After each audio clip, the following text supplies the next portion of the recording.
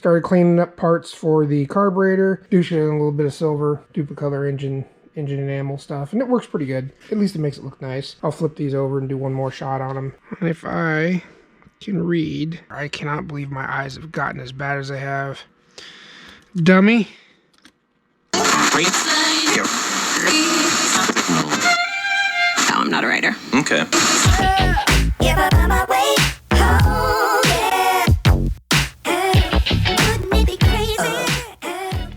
Haven't really done nothing with the brakes. I've been lazy. Been dinking around with this Thatcher, waiting on parts, whatever. So I work on pretty much anything mechanical. Fun fact, do I actually ever finish anything? I don't know. I'm trying to get this one done. I want to use it on my lawn. But now, I'm going to focus on this. Now just going over the carburetor, making sure all the pieces and parts were clean and free of debris and stuff. Because of this lovely alcohol-induced fuel, there's a little bit of surface rust in some of these parts because the alcohol in the fuel likes to attract water if it sits. So I may clean these screws up a little bit, maybe shoot a little bit of silver on them too, just so they look more presentable. I'll go over more of these parts and make sure everything's clean, make sure all the passageways and everything are clean. This carburetor was in a 5-gallon bucket of Berryman. I've been using, I got 2 different ones here, one much older than the other. I can basically use the other one for doing hard parts. I can't get clean any other way that I have. This one here's a newer one. I've keep it replenished and in good shape. So this, in my opinion, next to actually having an agitator that spins it, because they make one of those as well, I just don't have one, is probably the best way to go through a carburetor. I see a lot of guys hosing it in a can of carb cleaner, which you know, that might work, but it never really gets it as clean as putting it in whole dip and letting it sit submerged to eat any corrosion or any garbage out of the passageways. Just squirting some cleaner in there, I have experience, has not done nearly as good a job. So anyways, I'm just going over everything once, kind of making sure everything's in good shape, checking, you know, for cracks and any other corrosion issues. Definitely wanted to look down inside these bowl area to make sure there was nothing down in there, because I've actually went through a couple of these on different rigs that have sat a long time with this crappy new fuel, and it just corroded the ever-living hell out of these fuel bowl areas. So that's something to look for, definitely, especially this new fuel. I'm slowly switching over to using they call it clear gas. It's the non-ethanol stuff, especially in vehicles I know that are going to sit.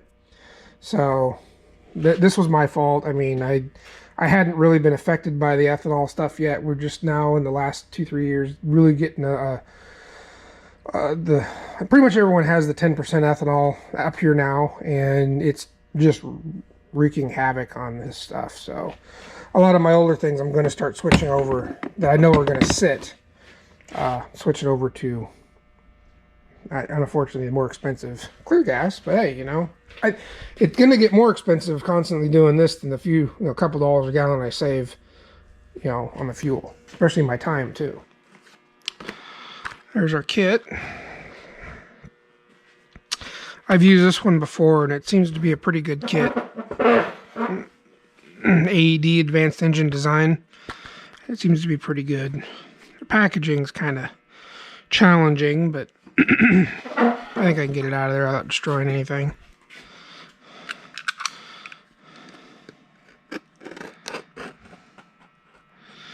I don't know that I'm going to use this open plenum gasket anyways.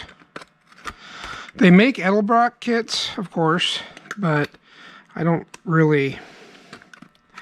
know about you guys. I've had problems with Edelbrocks, but I don't have any problems with my Carters. So I don't know if there's something Edelbrock does in when they redesigned it, or their tune, or whatever it is that they do. I'm not sure. So could I have used an Edelbrock kit? Probably. I think these are pretty close to the same price. But this is a little bit more geared towards a Carter.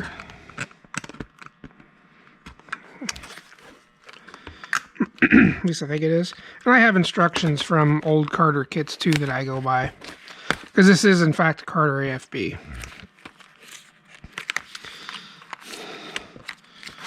See, in the sheet they give you is an actual Carter sheet. So that's pretty cool. Not that I don't know that the adjustments or anything, I haven't actually compared them, but I'm pretty sure there's got to be something different, because I just cannot, maybe it's me, I don't know. I cannot get the Edelbrocks to run good for me at all. I don't know why. You know, I'm sure most of you say, well, it's the same carburetor, and it probably is.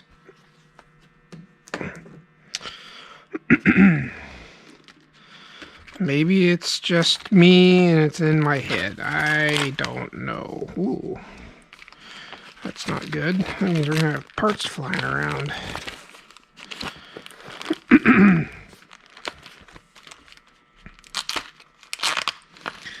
It may not release. I'll just do this number. It's not a very good design there. Okay. So, pretty sure to most guys newer to doing this probably looks a little daunting, but pretty much everything has its place. You know, if you get a little spooked on some stuff, then, you know, especially these AFBs, they're actually pretty simple. They're self-explanatory after you sit there and dig around with it for a little while. I mean, the biggest thing is you forget where your screws go, just start lining them up. I mean, you'll see there's certain screws that go in certain places, and you'll start seeing that. It'll be real obvious. And I've done that one before in the past, or shoot, even nowadays, because I'm getting so old, my memory's about gone. So, you know, I'll sit here, and there are only a couple different main sizes. The longer ones are for the actual boosters, and they're all the same, all four. See, right here, 2, 4, 6, 8 covers your boosters. And these, you should have these two here. Those are for your doors to your step-up spring.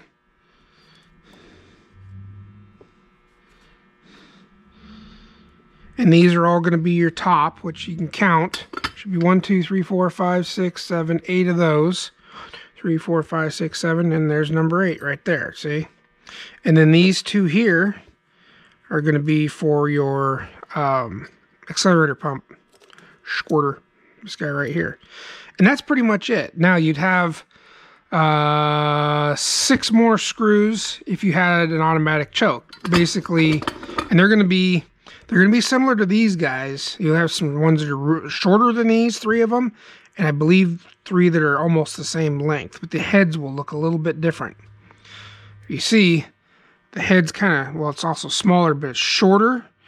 Well, the other heads of the screws that would go here would be almost as tall as this guy. These here are fairly specific to the accelerator pump squirter. So, you know, it's really not that hard. Just lay it all out, you know, and you can kind of figure it out as you go. So these carburetors, that is one thing about these AFBs. They are very simple. Very, very simple. And I think what I'll do is I'll throw a few things on the base here. There's no real set order at how you, I mean, there is and there ain't. I've already gone through and cleaned the passageways and stuff. There's a few things you can do, and then you got to, you know, set up the top before you put it all on. It doesn't really, I start throwing parts at it, and I'll kind of walk you through. The biggest thing is making sure you get your jets back in the right places. I wrote down the jets that were in there, and hopefully I can read them, because I am just about blind, I swear. I cannot believe my eyes have gotten as bad as they have. So hopefully I can see. Generally, in most of these carburetors, The larger one's going to be in the primary because you have the needles running in there. But every once in a while you run into a big one in the rear, depending on what size your carburetor is and how lean or rich they run in the front end of this thing. And this thing ran pretty good on the Duster, so I don't want to change it any. So I want to put it back to the way it was. And that all depends on if I can read 594. So that must be a front. Yeah, I cannot believe how blind I am. It's like another 594.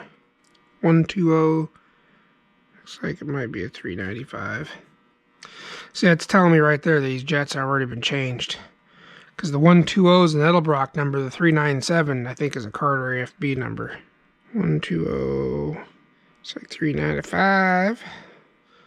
So if you compare them, see, it almost looks like, well, they're close. Let me put it to you that way. They are close. I gotta read it again. Yeah, these are just barely smaller. This was the larger one, it looked like to me. So the rears are just barely smaller than the fronts. So we go ahead and drop those in. I usually throw those in after I get it all cleaned out. So just get a good broad screwdriver, make sure it doesn't tear it up. And I just snug them up. Don't get in there, don't smoke them down in there, because then they'll get seized or you'll get a little bit of corrosion and stuff that'll make it even worse to deal with. And then now on top of that, you got it smoked in there and you're not going to get it out. You'll tear the hell out of it trying to get it out of there. So just snugging them up is good. They're not going anywhere. Chances are, running this beautiful fuel we have today, you'll probably end up taking this thing apart again if you don't drive your vehicle very long or very much and you let fuel sit in it. Chances are you'll end up going through this stupid thing again. And this is the way these go, facing like this down in here. They don't go this way, they go back this way.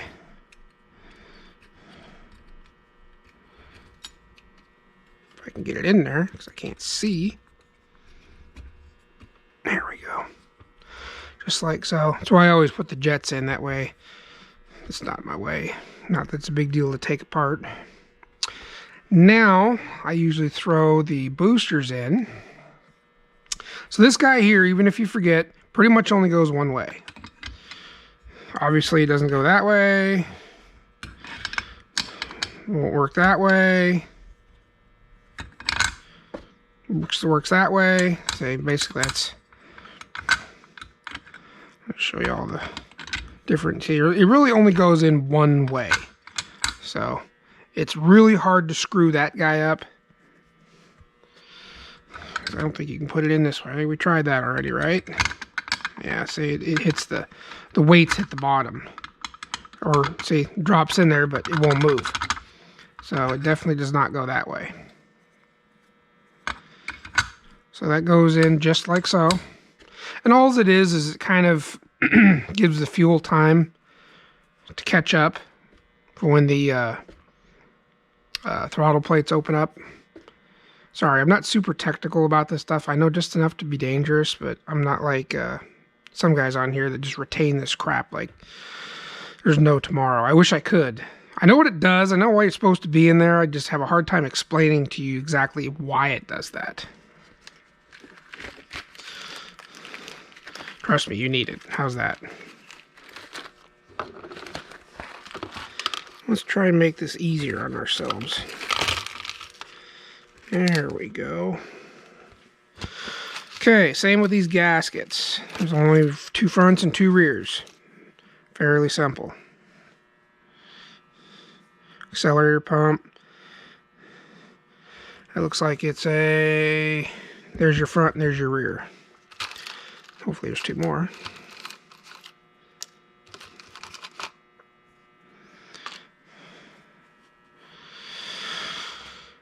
And these tubes, now if you get confused on which way these tubes for the front ones go in, all you have to do is look here. You'll see the little hole. Actually, yeah, they'll go in. But when you go to put your top on, see, it won't let it drop down. So all you got to do, see how it lines up in there now?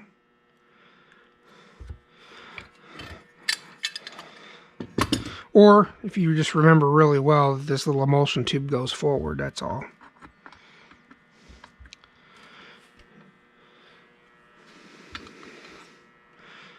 Now, as far as the gaskets go, hell, even I forget half the time, but you just you can kind of see the shape of it.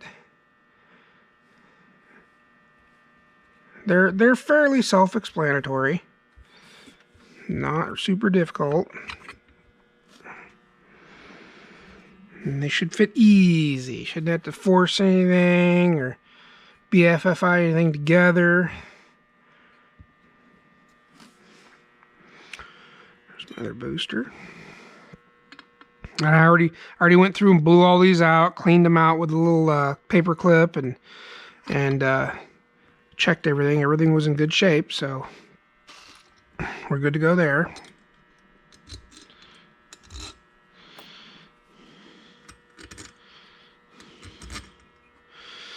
Get your Torx. That's probably the wrong size.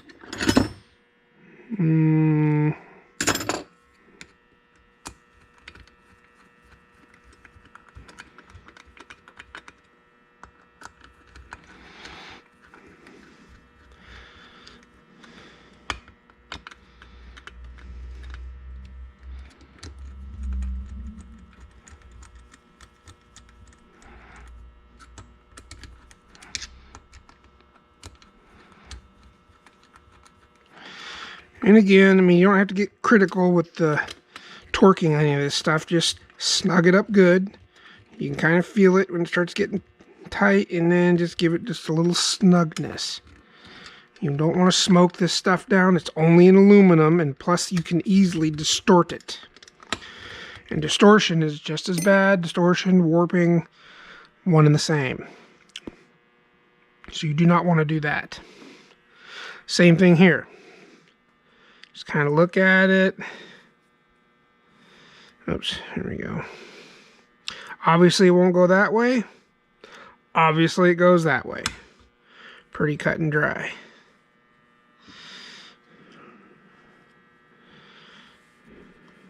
Say this way or that way. And it ain't gonna go that way.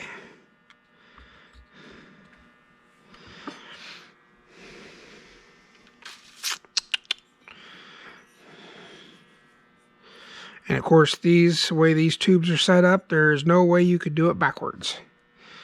Not a way. And if you ever wanted to see how these fit on here, if you want to put them on this way, essentially that's what it looks like. I should have done that with the other ones, but that's basically how they'd look as far as the passageways are concerned. But again, you throw them down into here, it's really hard to screw them up. These are simple carburetors.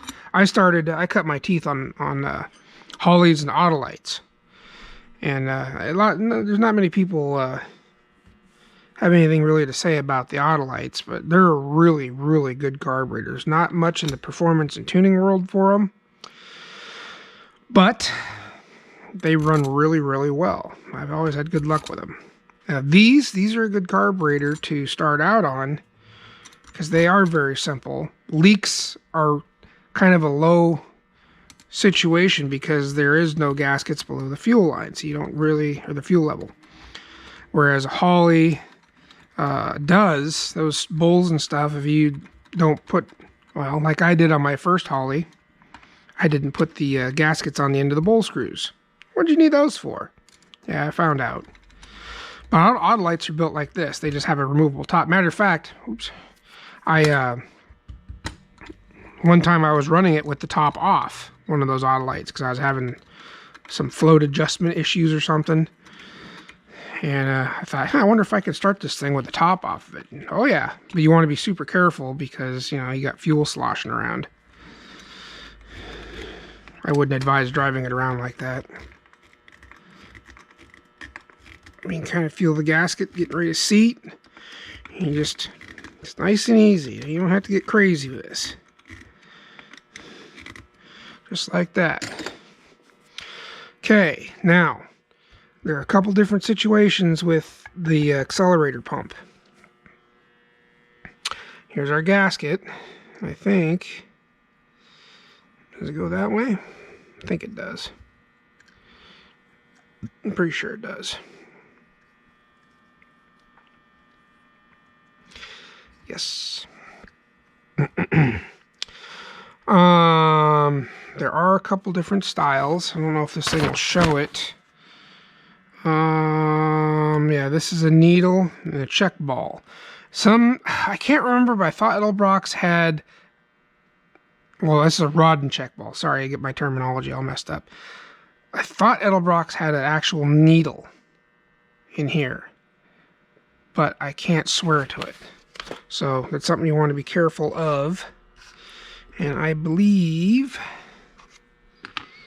let's see.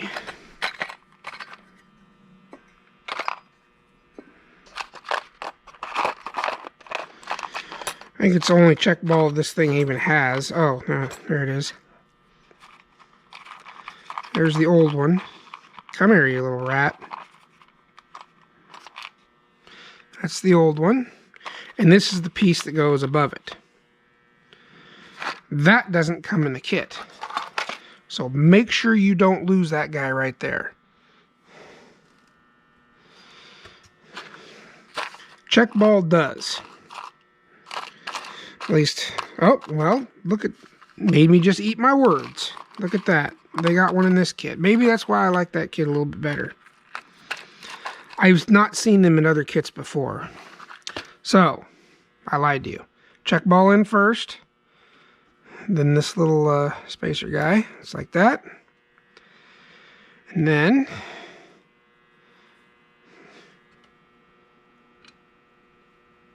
put him on like that.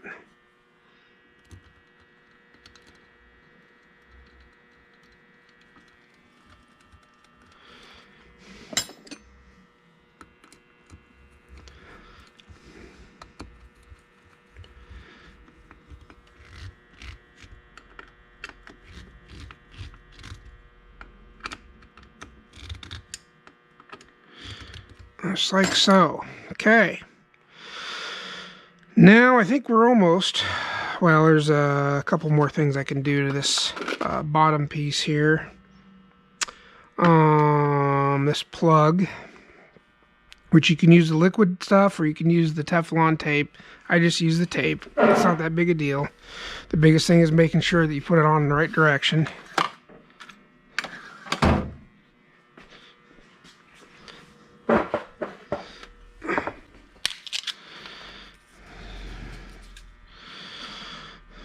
I always face it towards me and make sure it doesn't get wadded up and it sits down in there. I always start at the very end. Now you don't necessarily have to tape these because I just think it gets a better seal if you do. I just walk it up a little ways and I make 2 or 3 laps. See, and then it's wound in the direction you're actually going to be screwing it in on.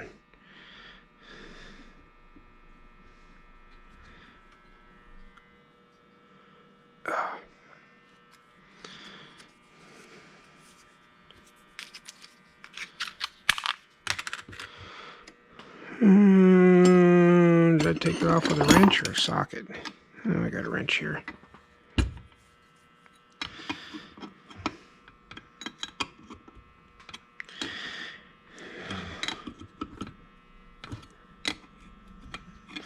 Sometimes a plug works a little bit better, but I don't have a flush plug. Well, yeah, Allen style plug, I should say. So this will do the trick for now. I think this may or may not be what comes in kits. I'm not sure. But, yeah, that should do the trick. And then, so I'm gonna put these back in here. I'll save these parts and throw them in my stash, because you never know, you might get a parts carburetor that you want to just see if it'll run, or you know, do a little experimenting with, or you accidentally lose the parts. You know, you don't want to buy a whole new kit just for 2 stupid parts. You know, maybe eyeball the ball a little bit, make sure it's still in good shape. Chances are they're not really wore out. Now these guys here,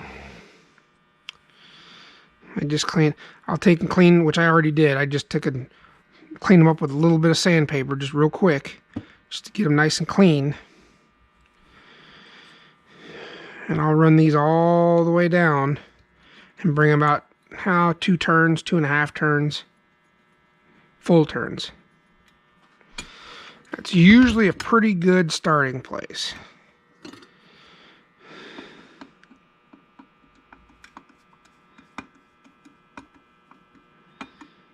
You want to come down on it easy. You don't want to seat the screws, because it will damage them. So just bring them down nice and easy, just like that. And you go 1, 2, 3, 4, and I'll go half. 1, 2, 3, 4 and a half. 2.5 turns. Okay, and that's a pretty good baseline. It usually works pretty good. I haven't had too much trouble. I think a lot of other people recommend that same setting. So now on to the top. I don't think we need that anymore at the moment. So this is the fun part, the old float setting, and it makes a big difference. So you definitely want to take your time and do this one right. I hate when they fold these things. The old Neoff kits you used to get from Napa, the boxes were bigger, and they didn't have these folded up. I used to like those. Those are good kits. If anyone even knows that Neoff used to make kits, or if they still do. Okay, so you want to make sure that's flat. And, well, you know what? I think I'm going to go...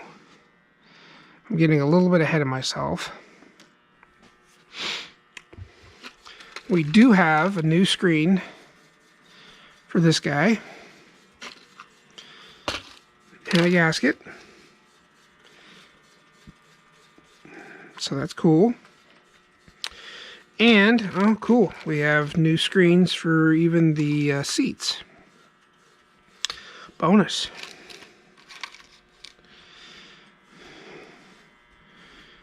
So this is one of those situations where I got a few gaskets that are similar size. I want to make sure, at least I think I do, maybe I don't. Rubber plug. I know, they're not the choice plug, but it's in there. I'll use it for now. But I do understand those plugs do split. I have witnessed it.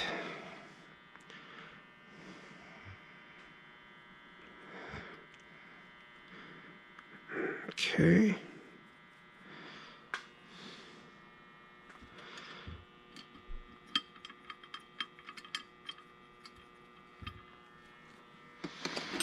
And I have this screwdriver here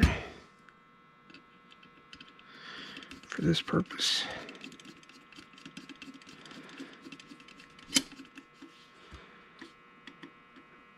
And I just look in there and I check to see if it's hitting the top, or, you know, in any way not fitting like it should, which it's fine. I think I'm going to have a problem with the screen going into there, though. But it's an easy fix. You just shorten her up.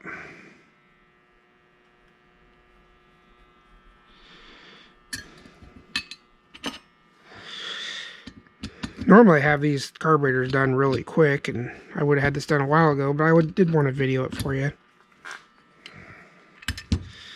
There's probably half a dozen other videos on rebuilding carburetors, but I don't know.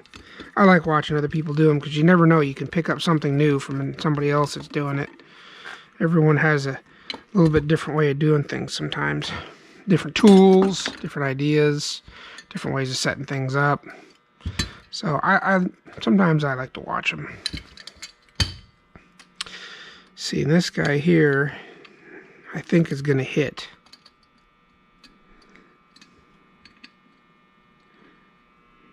In fact, I'm pretty positive it's going to hit.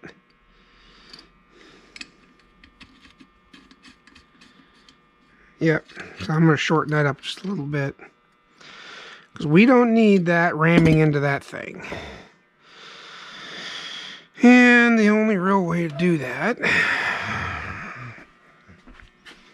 is to clip it.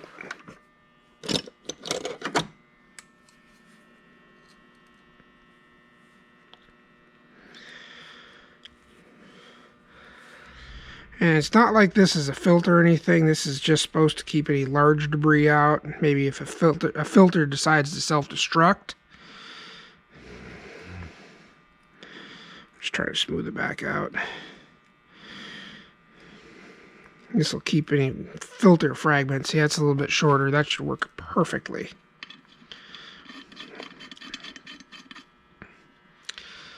I like that.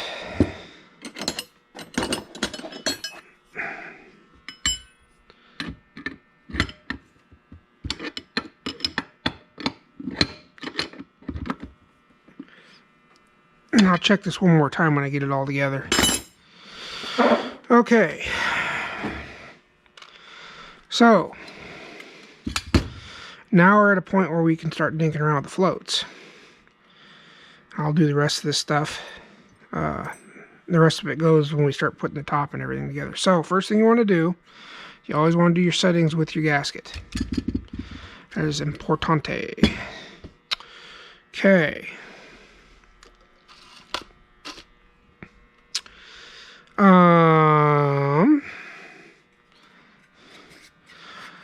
Now you can check these for make sure they don't have holes or anything in them. I'm pretty confident these are okay. I don't have any reason to believe that they are not. But you definitely want to wipe any grunge or any stuff off of them. I suppose if a guy wanted to, he could probably put them in his blast cabinet and blast them. And I happen to have a cabinet, and I'm being lazy, I guess. But I just want to get all the... See, there's a bunch of crap that might have ended up back in the carburetor again. So we definitely want to... I didn't put these in the drink, so... Obviously, because they just float at the top. It wouldn't do a whole lot of good.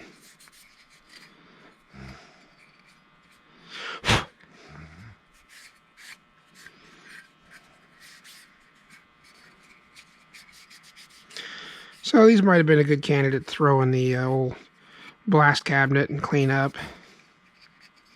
But you want to be careful with that too. I think they'll be fine the way they are. So, we need our needles.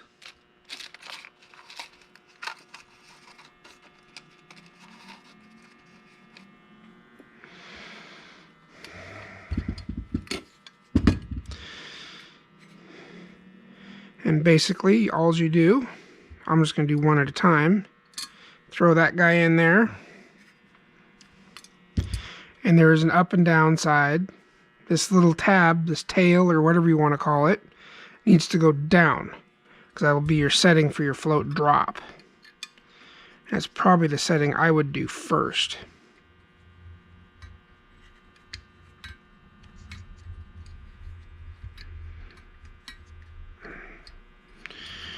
And that pin likes to fit in there a little tight.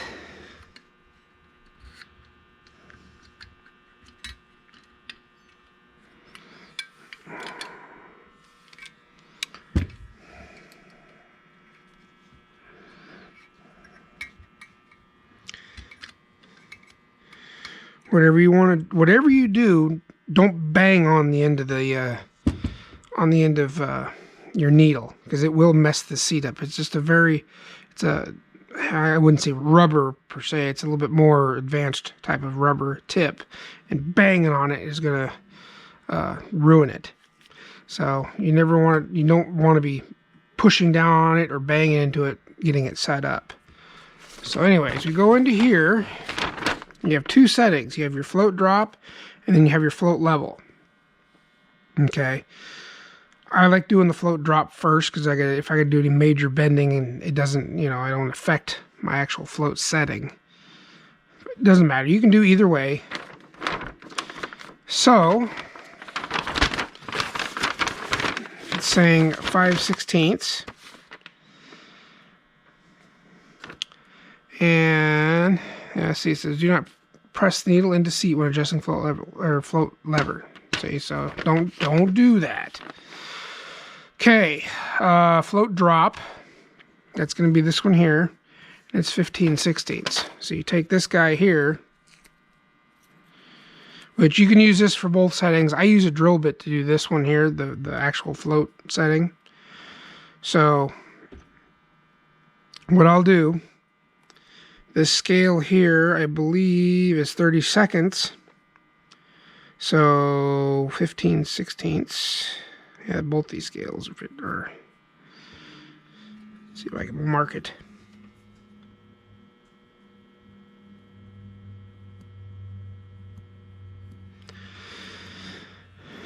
So it's that line right there, that 1/8 right before the 1.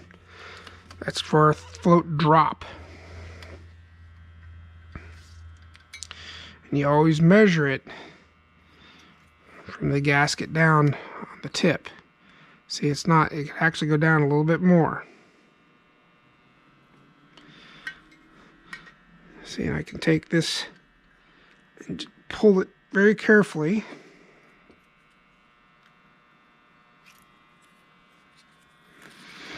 And the float drop one doesn't have to be like super crazy. Just as long as it's pretty close. Because, I mean, it's the bottom end of the scale. We don't care about that. We care about where it's floating at when it's needing the fuel. So, it doesn't look too bad. Maybe a little bit more. There, that's pretty darn close right there. I think for a drop, that's fine. So we got that one. I'll go ahead and throw this one in. Same story.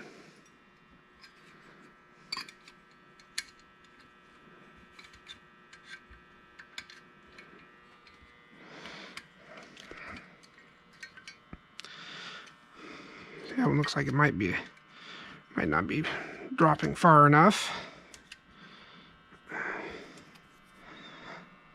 It's pretty darn close. Maybe just a scotch. I'm going to call that pretty good. Again, it's just float drop, so. Okay, now the critical one is the one we're going to do now. This is the float level one. And they're saying 5/16. So what I do, so I'll go over here, and I'll grab me a 5/16 drill bit. There it is. Pretty much all my other settings, because the Hollies and the Autolites and whatnot have a few more settings, especially Hollies. When you're doing the chokes and stuff, I always use drill bits.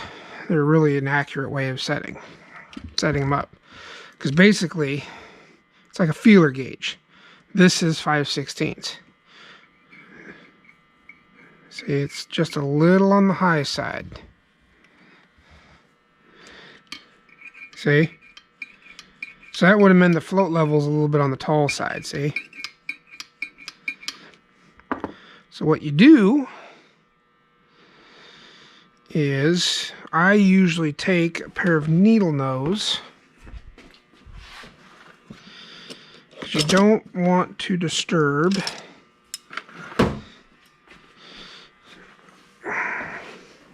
you don't want to push it on that seat. So I'll take a pair of needle nose, I'll bring it up off the seat a little bit, and just give her a little twist. Yeah, it's hard to... Ugh. Well, I think what I can do is just hang on to it right here and bend it up a little bit. There we go. See, that might have been too much. Yeah, a lot. So, again, grab it by the deal here, get it up off the seat, and just push down on it just a little bit.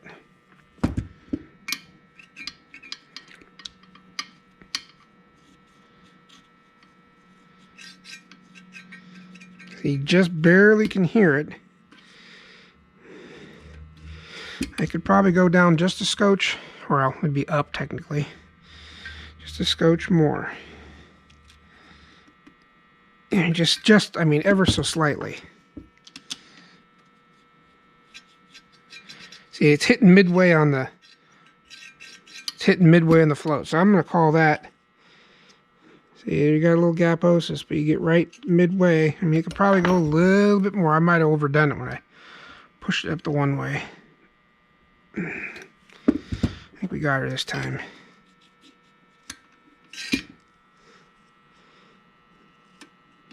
Huh. No, we don't got her. She's being stubborn.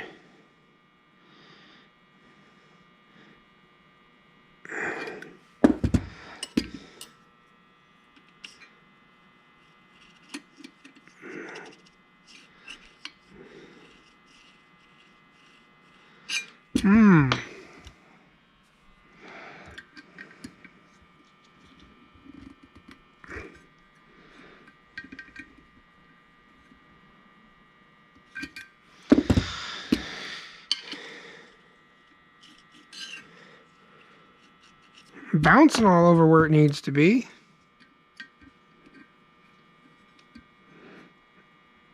Oh, I went too far that time. Yep. Doggone it. So it takes a little bit of back and forth. It's like that's where it wants to be. I mean, it's right close. It's definitely a lower level than it was, but I don't want to be too low because that means it's going to be too lean. So I'm going to give it just a little push. Ah.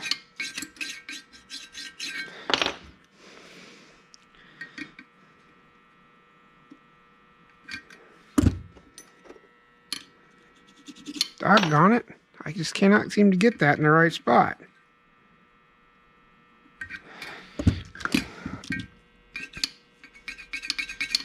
It's bouncing around. Okay. Okay, I'm calling that one. See how it barely moves? That one's good. Probably bend it back and forth enough to make it snap. Okay, same thing to this side. See, that one's just a little bit off.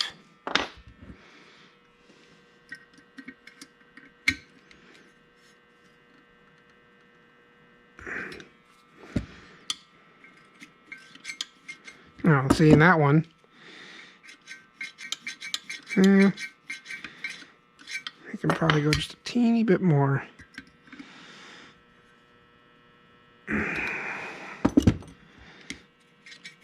Yep, there it is. Yep, I like that.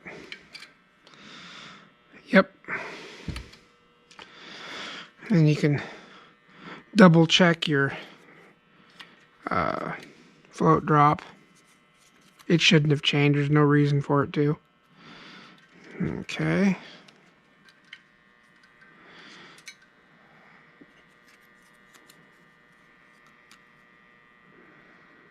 Yep.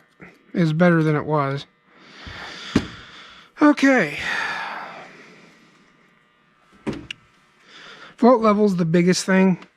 because that's how it sets your cruise, the richest in your cruise, along with your step-up springs and your jets and everything. The fuel level is important. You want to get the fuel level in the right specified spot.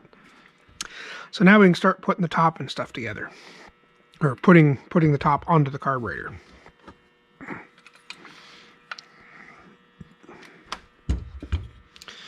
Okay, the other part we need to do is the accelerator pump itself. And the only thing you need to do is just change out this little ring right here. You reuse this.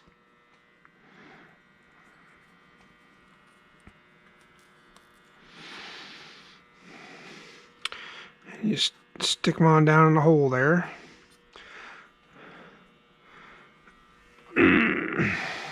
Sometimes I give it just a little. This is a hand moisturizer, and it just makes it a little easier on the seal. You can do it without this. I've done it many times. Just this is a little extra thing that I've been doing. It just gives it just a teeny bit of lubrication so it doesn't prematurely scratch up the seal. Okay. Oh, I'm already forgetting stuff. So, this kit. Oh, did I just lose that? Where did it go? Oh, there it is. This kit here comes with a new spring, which, man, it does not feel. This one feels a lot more stout.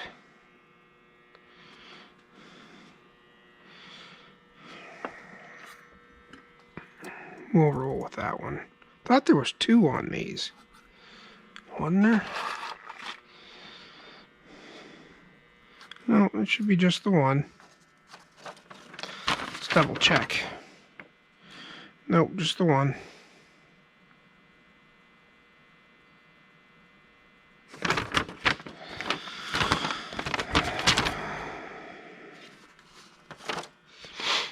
Okay. So I set him in there, and I come on over and I put the top on ever so carefully.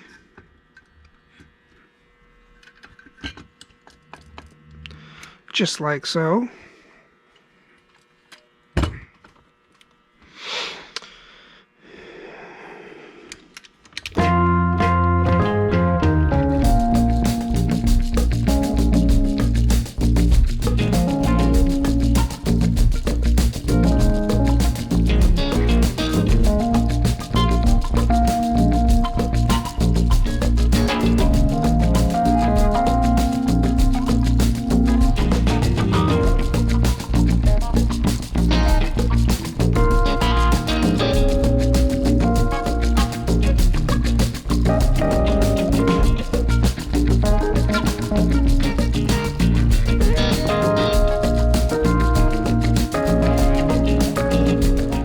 These really are simple carburetors. They really, really are.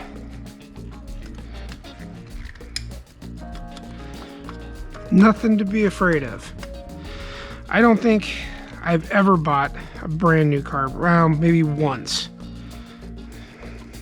I've been doing this crap for, oh, geez, 30 years.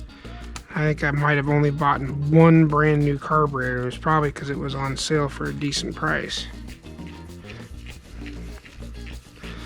I never saw the point in it. When I can buy a used one, throw a kid at it, and be in for less than the crazy money they wanted for this stuff.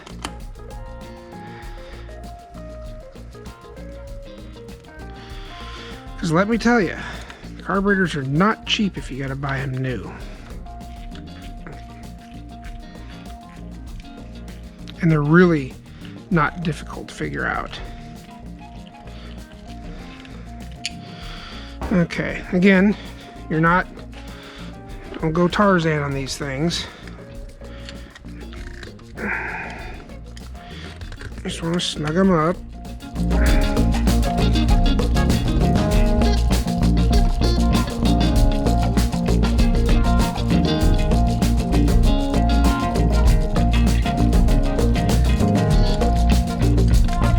Okay. Now this is the adjustment. Oh, I gotta get the arm and stuff put together. So this linkage and this linkage.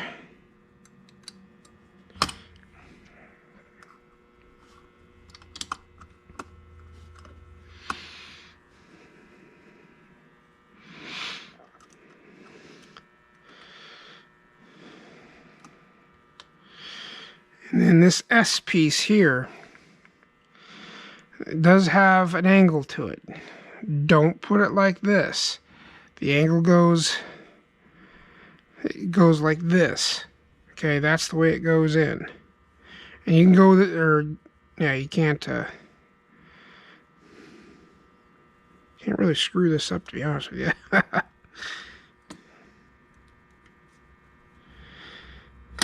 Okay, but it always goes inward. And it doesn't matter which way, as long as it's facing inward like that. Outward will cause it to jam up.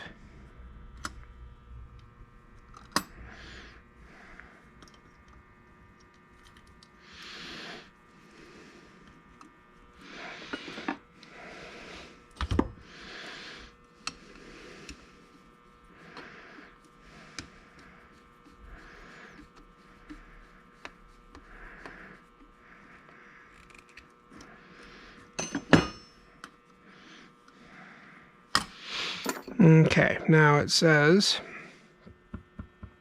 back out the throttle speed screw.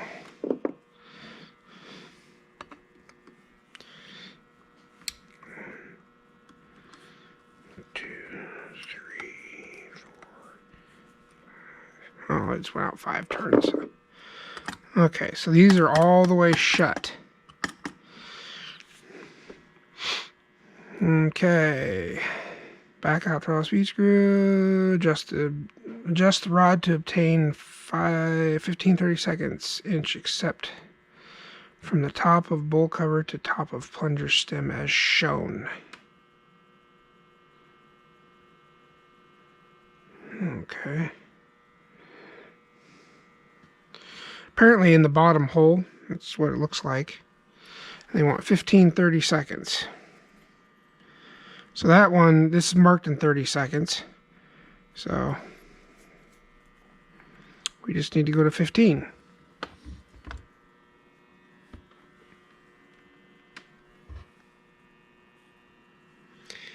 Which is, can you see that? It's actually a 14.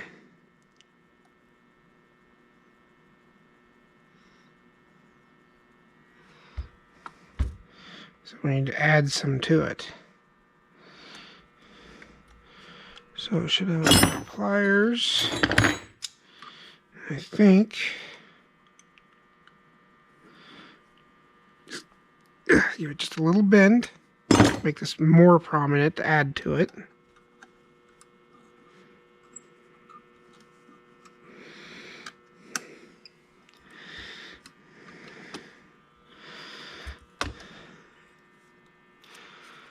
Get it facing the right way here. And I'm fairly convinced. That's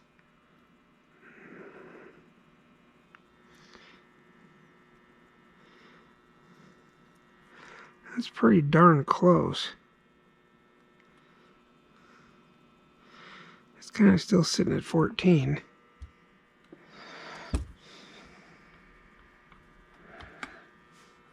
Car didn't run bad, so I don't want to get too crazy with some of these adjustments. Just a wee bit more.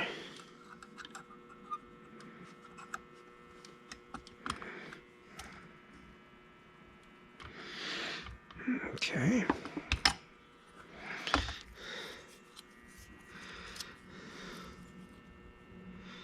Yeah, now we're hitting it. I think I'm good with that. Okay, so that part's done. And they have a little clip. One of these little guys here. Just slide on there. Now the question is that the position it needs to be in?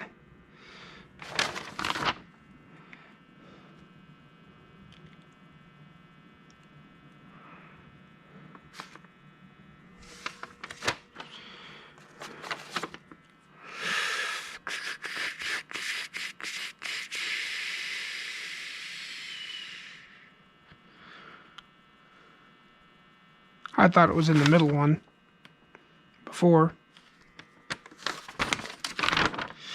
There's another book I have that, or another sheet. It's a little bit more in depth. I'll look it up, but I'm pretty sure that this one probably needs to be in the middle.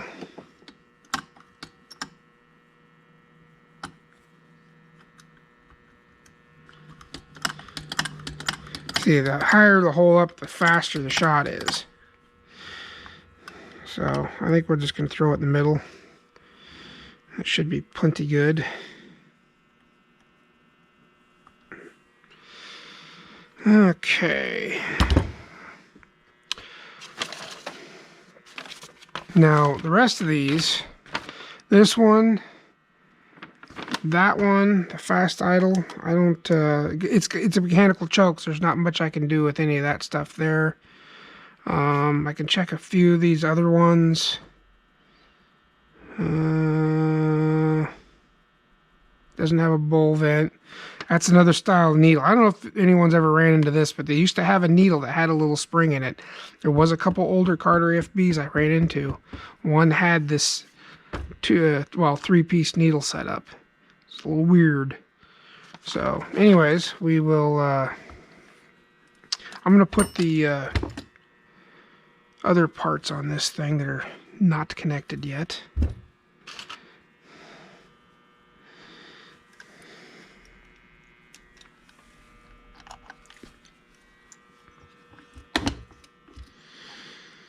I kind of am more of a, what the hell? Got Daddy Longleg cruising up here. Okay. I'm more of an electric choke guy. They actually work pretty good when you take the time to get them set up. I like them, personally. I'm going to leave that linkage loose because I'm going to check the settings on it. It might be the same kind of settings. Anyways, just kind of give these a good... Make sure there no grime or grungy stuff on them. They give you new ones of these, but there's nothing wrong with what's there, so I'm just going to reuse them.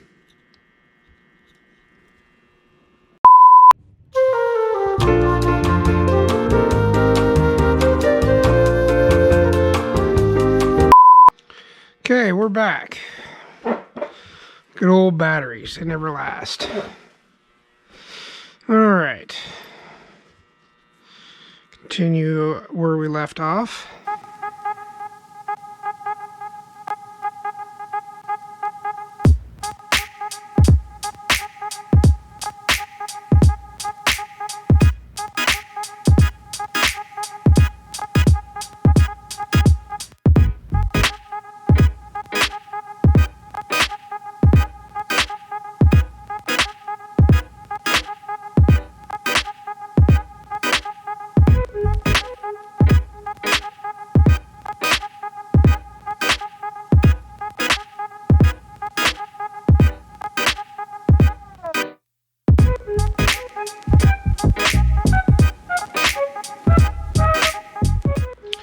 One of these times I'll get an electric choke one, and I'll show you how all those, like I said, I use more drill bits with all those settings, and that's pretty much using this butterfly a lot to do your settings. So drill bits are the way to go. Or some people have pin vise, or not pin vise, they're actual measuring tools. No, round, I can't remember what they're called, but they're round measuring tool. Drill bits work. I mean, shoot, doesn't have to be anything real super special. Okay.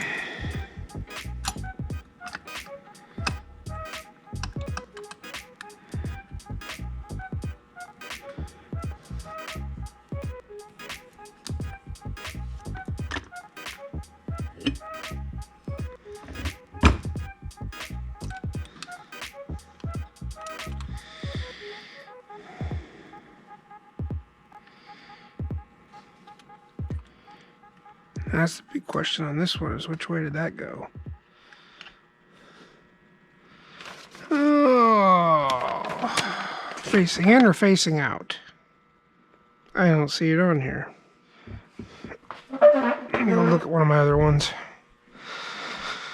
Another good reason to have a bunch of junky spares around is just if you get that one part you can't tell.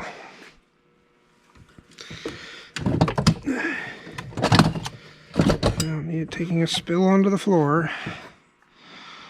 Okay, it goes out. I think that's the consensus. Yeah, that one's out. This one's out. Okay. I just couldn't remember if it was in or out. I'm not, I've never been rich. I'm never claiming to be rich. And I certainly wouldn't get that way constantly buying new carburetors. I recently bought some tooling to start rebushing shafts. Especially the Holly. Hollies are really bad about wearing out.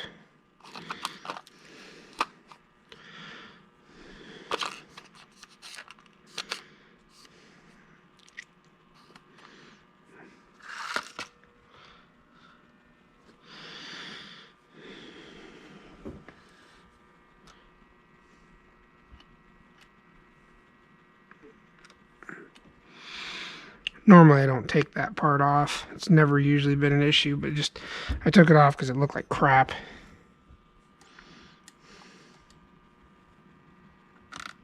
There we go.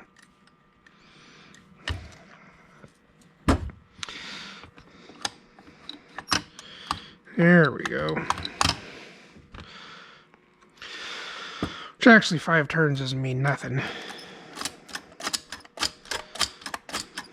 Yeah, I think I'm going to just leave that be. I mean, I don't know what other settings I could do. It's not an manual electric choke. So basically, yeah, see, this is way too far open. Way too far open. That needs to be...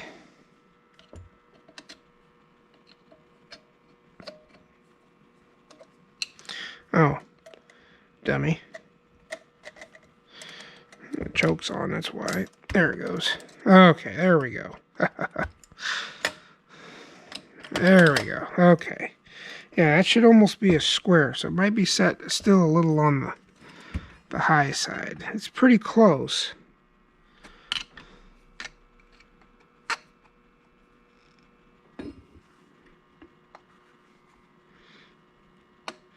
But you want these to be an exact square. It's where you want to start out. Because what you don't want is you don't want this slot here, you don't want it exposed at idle.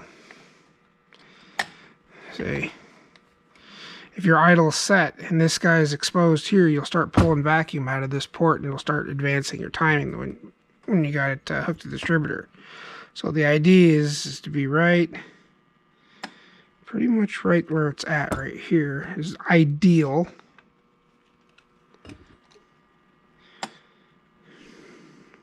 Yeah, it makes the idea is to make a perfect square. I don't know if you guys can see that. So you want it to be a perfect square. You see down in there?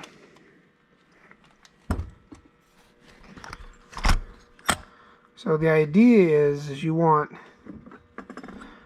this here to be a perfect square. See? You don't want that passageway. You don't want this guy right here. That one right there. You don't want that one exposed. These idle transfer slots, there's 2 of them.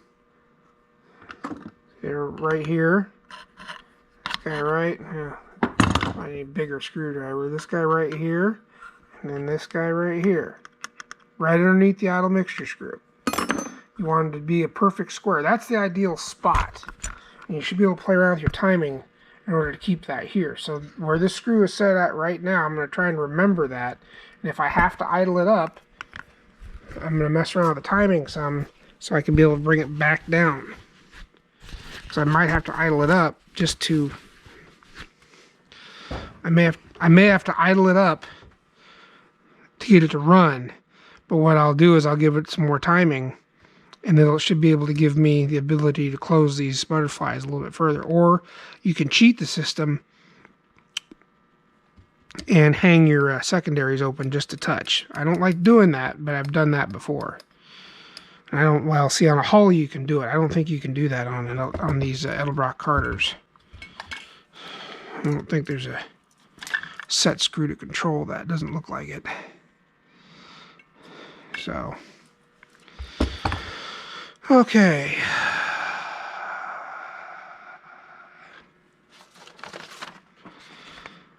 Secondary throttle lockout. With primary and secondary valves tightly closed, there should be 20 clearance between levers as shown. Of course, that's what screw that up.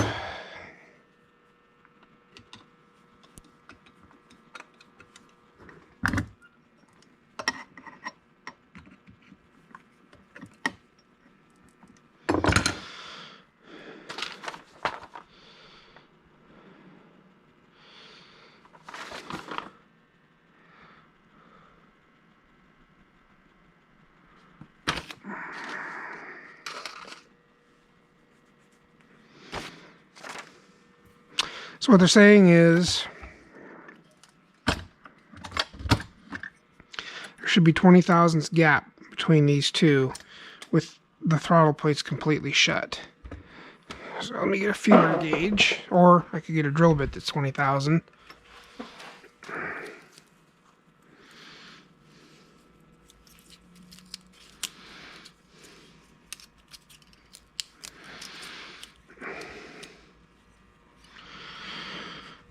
Okay.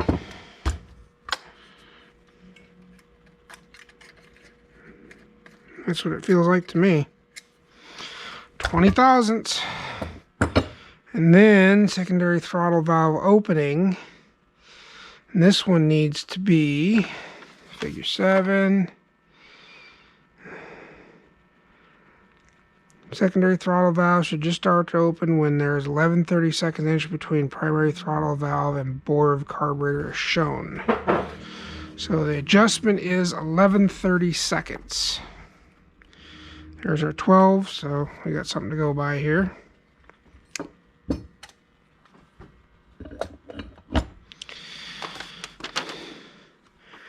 So basically, I start to open this thing, and see how it's just starting to open the secondaries? So it should be 11/32, or what did I say? Yeah, 11/32.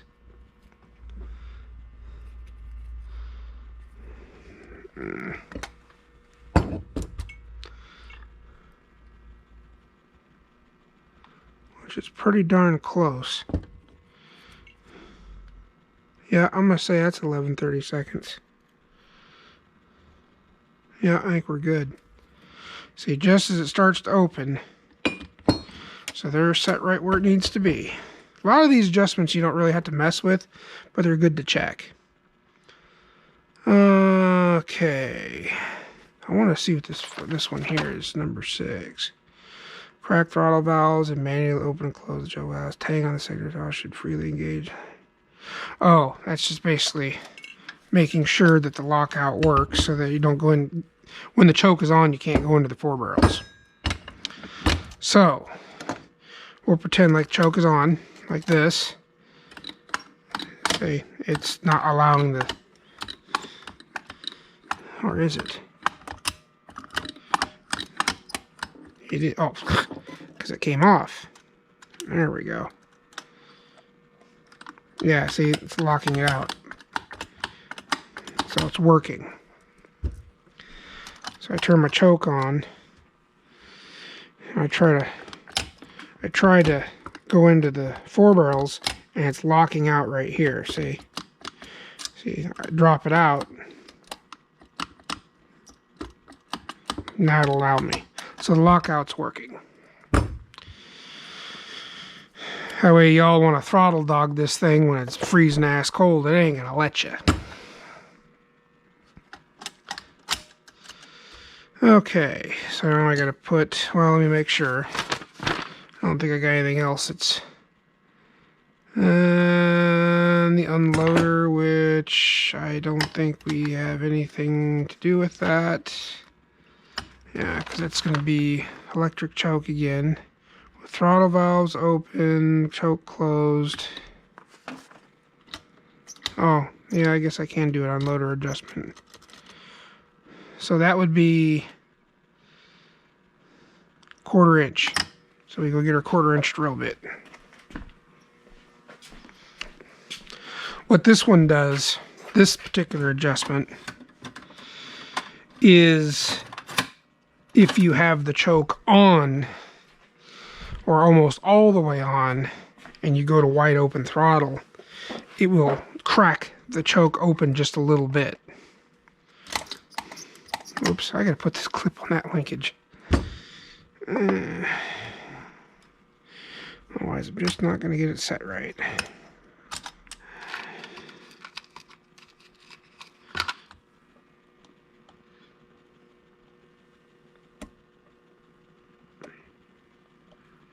There we go.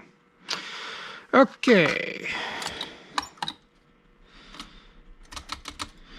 So with this thing at wide open throttle, you hold that. It should be, see, there's not a 1/4 of an inch there. So there should be a 1/4 of an inch. It's this guy right here. Ah, jeez.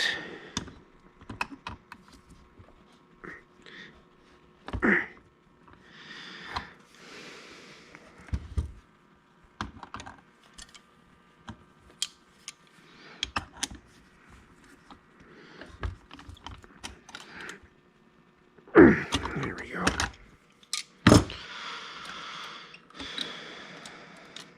There, that looks a little bit wider.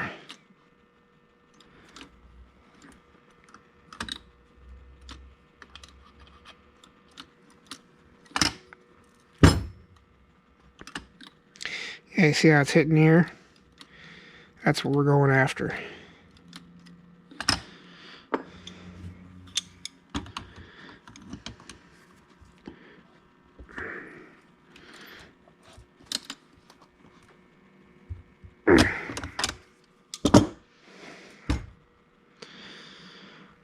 So now, full throttle. Now we're getting somewhere. There it is.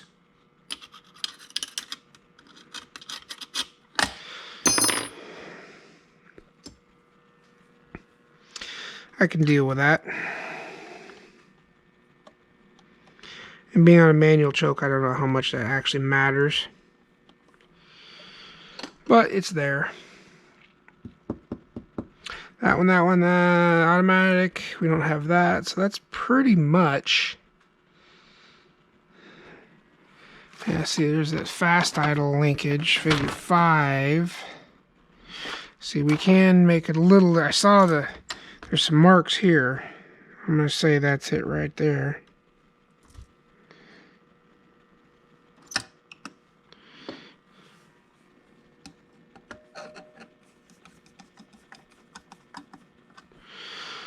Okay.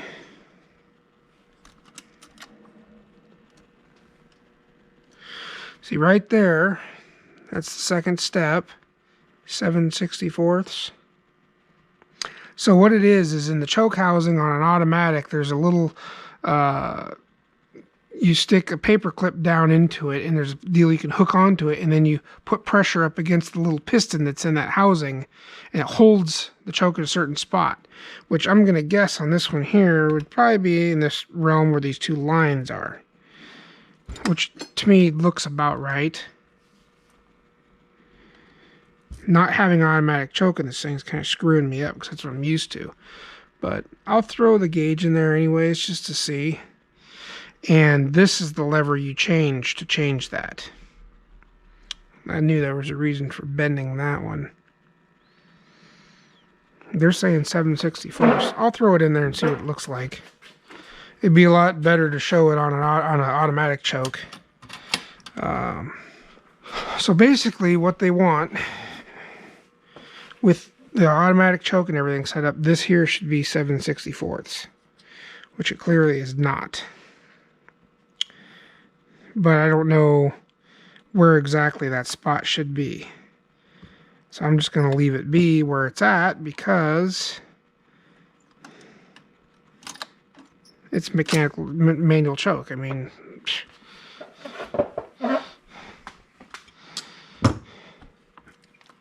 I know in the automatic choke it makes a big difference. Okay, so I think that pretty much wraps it up. I don't see anything else on here that I'll go back and reset the throttle back to the be like a couple. Well, see, there it is, pretty much right there.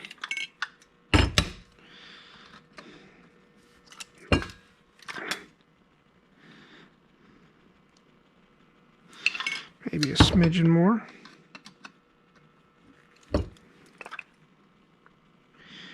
Yeah, it might be a little bit much. But that's pretty much it. The rest of these parts mainly pertain to different models and the automatic choke function. That's pretty much what the rest of this stuff's for. And I'll hang on to it. I got some extra parts and stuff that I save. Because you never know when you need some spare parts. And put this guy in here too. And I usually run an extra nut down. And it keeps this stem from, well, it's obviously a two-piece, but most time I use one piece of thread rod. This is what came on it. And I'll give that just a little snug, and this thing should be good to go. I usually try to make sure the flat is along with the rod here so it doesn't ever interfere with it.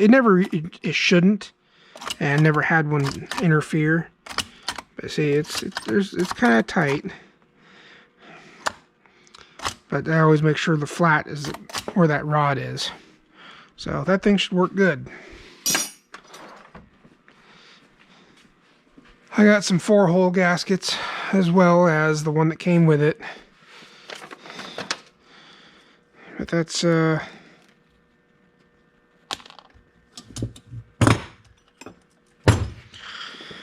your rebuilt Carter AFB with all the settings and stuff. That should work a heck of a lot better. I think what I'm going to do though is I'm going to take and yank the gas out of that thing, because I don't want to go through and have to redo this thing again. So anyways,